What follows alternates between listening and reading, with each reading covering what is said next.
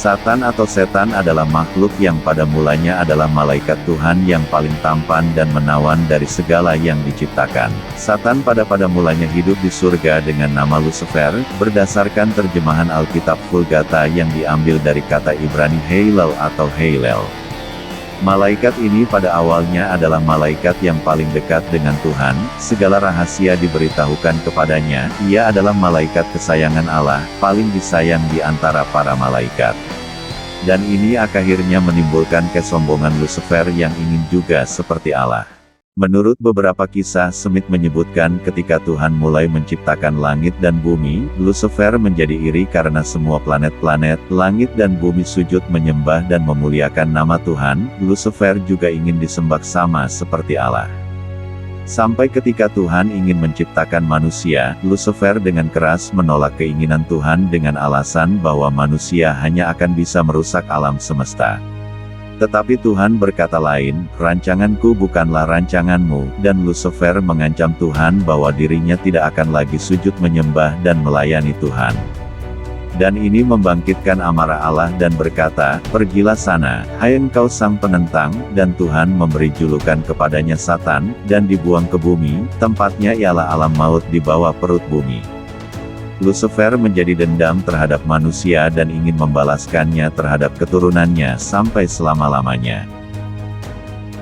Iblis, juga disebut sebagai setan, paling dikenal sebagai personifikasi kejahatan dan musuh bebuyutan orang baik di mana-mana.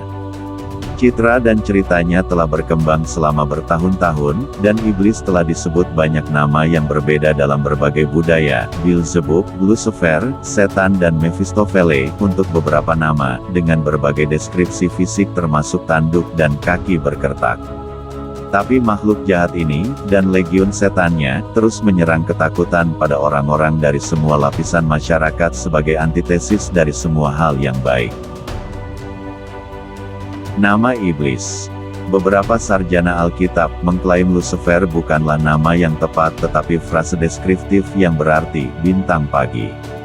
Namun, nama itu tidak lagi dibahas dan iblis sering disebut sebagai Lucifer. Nama-nama untuk iblis sangat banyak. Selain Lucifer, ia dapat disebut sebagai pangeran kegelapan, Beelzebub, Mephistopheles, Lord of the Fleas, Antikristus, bapa kebohongan, Moloch atau hanya setan. Kitab Yehezkiel mencakup bagian Alkitab lain yang disebut orang Kristen sebagai bukti keberadaan iblis. Ini menegur Raja Tirus yang serakah tetapi juga mengacu pada raja sebagai kerup yang pernah berada di Taman Eden. Akibatnya, beberapa penerjemah Alkitab percaya bahwa Raja Tirus adalah personifikasi iblis. Iblis membuat lebih banyak penampilan dalam Alkitab, terutama dalam Perjanjian Baru. Yesus dan banyak rasulnya memperingatkan orang-orang untuk tetap waspada terhadap bujukan licik iblis yang akan membawa mereka ke kehancuran. Dan iblislah yang menggoda Yesus di padang gurun untuk jatuh dan menyembahnya dengan imbalan kekayaan dan kemuliaan. Iblis dalam agama lain. Sebagian besar agama dan budaya lain mengajarkan makhluk jahat yang berkeliaran di bumi mendatangkan malapetaka dan berperang melawan kekuatan kebaikan. Dalam Islam, iblis dikenal sebagai Satan dan, seperti iblis dalam agama Kristen, juga dianggap telah memberontak terhadap Tuhan. Dalam Yudaisme, setan adalah kata kerja dan umumnya mengacu pada kesulitan atau godaan untuk mengatasi bukan makhluk literal. Dalam Buddhisme, Mara adalah setan yang menggoda Buddha jauh dari jalan pencerahannya. Seperti Yesus Kristen melawan iblis, Buddha juga menolak godaan dan mengalahkan Mara. Pada orang-orang dari hampir semua agama atau bahkan pada mereka yang tidak mengikuti agama, iblis hampir selalu identik dengan rasa takut, hukuman, negativitas, dan amoralitas. Iblis mengungkapkan pendakwaan atas ketidakpuasan akan pemerintahan dan hukum Allah. Dakwaan Lucifer kepada Mesias yang adalah penguasa surga yang diakui, serta memiliki satu kuasa dan wewenang dengan Allah yang dikarenakan dalam semua konsultasi Allah, Mesias selalu turut di dalamnya, sementara Lucifer tidak diizinkan untuk ikut dalam maksud-maksud ilahi. Dengan meninggalkan tempatnya di hadapan Allah, Lucifer pergi untuk menyebarkan roh ketidakpuasan di antara malaikat-malaikat. Lucifer membangkitkan roh ketidakpuasan terhadap hukum-hukum yang mengatur makhluk-makhluk surgawi, dengan mengatakan bahwa mereka dibebani dengan pembatasan-pembatasan yang tidak perlu. Oleh karena alamiah mereka adalah suci, ia mendorong malaikat-malaikat itu untuk mengambil kehendak hati mereka sendiri. Ia berusaha mendapatkan simpati para malaikat, dengan mengatakan Allah telah tidak adil dengan memberikan penghormatan tertinggi bagi Mesias. Ia mengatakan bahwa dalam cita-citanya untuk memperoleh kuasa dan penghormatan yang lebih besar bukan karena bercita-cita mau meninggikan diri, tetapi untuk memperoleh kebebasan bagi segenap penghuni surga, agar dengan begitu mereka memperoleh eksistensi yang lebih tinggi. Allah di dalam hikmat-Nya, membiarkan Lucifer meneruskan roh kebenciannya matang untuk mengadakan pemberontakan. Dalam pandangan Allah, adalah perlu bagi rencana-rencana Lucifer itu untuk benar-benar berkembang, agar sifat dan kecenderungan sebenarnya dapat dilihat semua oleh seluruh umat alam semesta. Pemerintahan Allah bukan saja atas penduduk surga, tetapi atas semua dunia-dunia yang dijadikannya, dan setan berpikir bahwa jika ia dapat membawa malaikat-malaikat surga bersamanya memberontak, maka ia juga dapat membawa dunia-dunia lain bersamanya. Dengan liciknya ia menggunakan argumentasi palsu dan penipuan untuk mencapai tujuan-tujuannya. Iblis dan neraka. Mungkin gambar iblis yang paling abadi dikaitkan dengan neraka, yang Alkitab sebut sebagai tempat api abadi yang disiapkan untuk iblis dan malaikat-malaikatnya. Namun, Alkitab tidak menyatakan iblis akan memerintah neraka, hanya saja dia akhirnya akan dibuang di sana. Gagasan bahwa iblis mengatur neraka mungkin berasal dari puisi oleh Dante Alighieri, The Divine Comedy, yang diterbitkan pada awal abad ke-14. Di dalamnya, Tuhan menciptakan neraka ketika Dia melemparkan Lucifer dan pengikutnya keluar dari surga dengan kekuatan sedemikian rupa sehingga mereka menciptakan lubang besar di pusat bumi. Seperti apa iblis itu? Dalam puisinya, Dante menggambarkan iblis sebagai makhluk bersayap yang aneh dengan 3 wajah, masing-masing mengunyah orang berdosa yang licik, yang sayapnya meniup angin dingin yang membeku di seluruh wilayah neraka. Alkitab tidak menggambarkan iblis secara detail. Interpretasi artistik awal dari The Divine Comedy yang menampilkan gambar-gambar mengejutkan iblis dan malaikat pengikutnya yang menimbulkan penderitaan manusia yang tak terbayangkan, hanya saja memberanikan pikiran orang tentang neraka dan iblis. Dan pada akhir abad pertengahan, iblis telah mengambil penampilan sosok bertanduk dan memegang trisula dengan ekor runcing di zaman modern.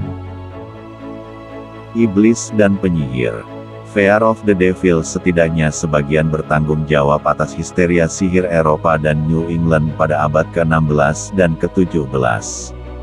Protestan dan Katolik menuduh banyak orang berlatih sihir dan membuat kesepakatan dengan iblis. Kaum Puritan yang tinggal di koloni awal New England membantu iblis. Mereka percaya dia akan memberi kekuatan kepada penyihir mereka yang setia kepadanya.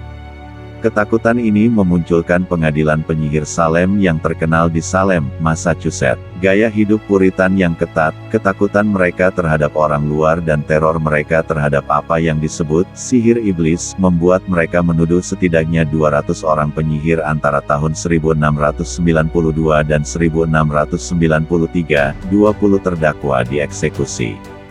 Iblis di zaman modern. Terjemahan agama sering kontroversial. Biasanya ada beberapa tingkat perbedaan pendapat tentang cara menafsirkan teks-teks awal, dan teks-teks tentang iblis tidak terkecuali. Meski begitu, sepanjang sejarah, reputasi iblis sebagai penjahat tidak banyak berubah.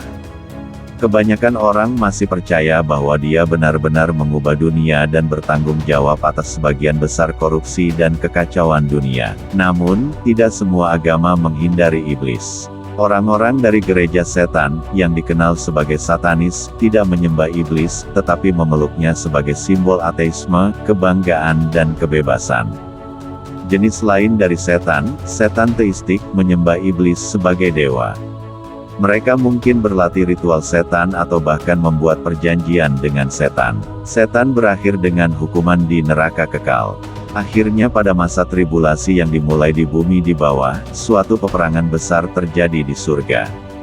Dalam usahanya yang nekat untuk menggulingkan tahta Tuhan, iblis dan para malaikatnya berperang melawan pasukan bala tentara surga yang dipimpin oleh Mikhael, pemimpin malaikat.